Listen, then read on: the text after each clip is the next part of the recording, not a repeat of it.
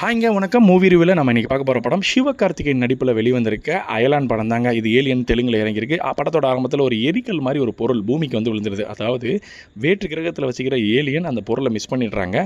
இது வந்து ரொம்ப முக்கியமான பொருள் அந்த ஏலியன்ஸ்க்கு. அதனால் ஏலியன் எல்லாம் பிளான் பண்ணி அவங்களோட ரெப்ரசன்டேட்டிவாக ஒரு ஏலியனை நம்ம பூமிக்கு அனுப்பி அந்த கல்லை எடுத்துகிட்டு போகிறதுக்காக பிளான் பண்ணுறாங்க. இது ஒரு பிளான். அடுத்த பிளான் வழக்கம் போல் ஹீரோன் இருந்தால் வில்லன் இருக்கணும். வில்லன் குரூப் ஒன்று அந்த எரிக்கலை கைப்பற்றிடுறாங்க. அந்த எரிக்கல்லேருந்து பூமியோட சென்டருக்கு ஒரு ஹோல் போட்டு அந்த ஹோல் வெளியே அந்த எரிக்கல்லையும் ஜாயின் பண்ணி எனர்ஜியை ஃபுல்லாக அதுலேருந்து உருவாக்கி இந்த உலகத்தையே ஆண்டு பெரிய பவர் பிடிச்சவங்களாம் ஆகிடலாம் அப்படின்னு சொல்லி ஒரு மொக்கையான பிளானை போட்டு அவங்க ஒரு பக்கம் ட்ரை பண்ணிகிட்டு இருக்காங்க.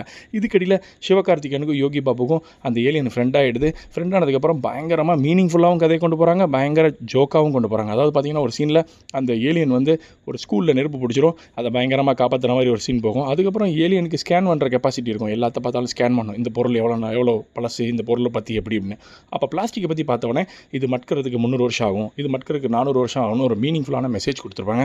ஆனாலும் நம்மளால் பிளாஸ்டிக் பயன்பாடை தவிர்க்க முடியுமா? ஷாம்பு எல்லாமே கேரி பேகு இது வரைக்கும் யூசேஜ் நம்மளால் கண்ட்ரோல் பண்ணவே முடியல. அது நம்மளோட ஐக்கியமாயிருச்சுங்க. அதனால் ரொம்பவே அது ஒரு டேஞ்சர் அப்படின்ற விஷயத்த ரொம்ப அருமையாக சொல்லியிருப்பார் டைரக்டர். இதெல்லாம் தாண்டி கடைசியாக இந்த நம்மளோட சிவகார்த்திகேயன், யோகி பாபு, இந்த அயலான் இவங்கெல்லாம், அதாவது நம்ம ஏலியனுங்க, இவங்க எல்லாம் சேர்ந்து அந்த எரிக்கல்லை கைப்பற்றினாங்களா.